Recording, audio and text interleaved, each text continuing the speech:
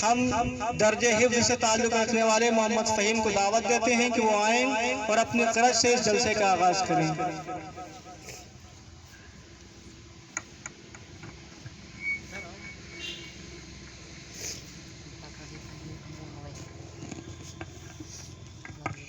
अस्सलामु अलैकुम व रहमतुल्लाहि व बरकातुहू। अऊज़ु बिल्लाहि मिनश शैतानिर रजीम।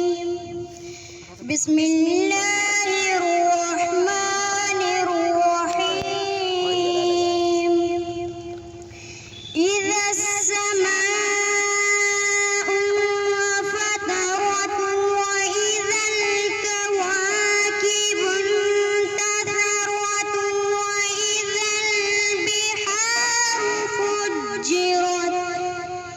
وإذا القبور بعثرت علمت نفس ما قدمت وأخرت يا أيها الإنسان ما غرك بربك الكريم الذي خلقك فسواك فعدلك في أي صورة ما شاء ركبك كلا بل تكذبون بالدين وإن عليكم لحافظين كراما كاتبين يعلمون ما تفعلون إن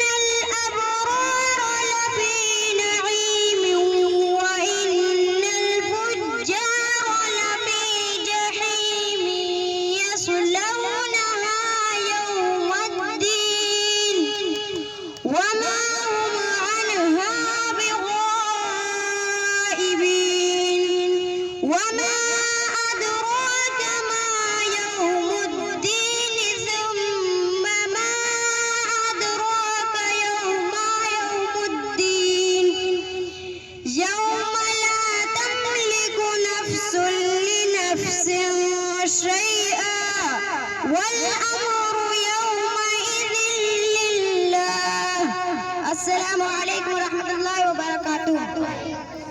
पूरी कर दें डटी हैं। ये थे मोहम्मद फ़हीम जो आप तमाम लोगों के सामने कुरान करीम की तिलावत फरमा रहे थे, और चूँकि ये सीख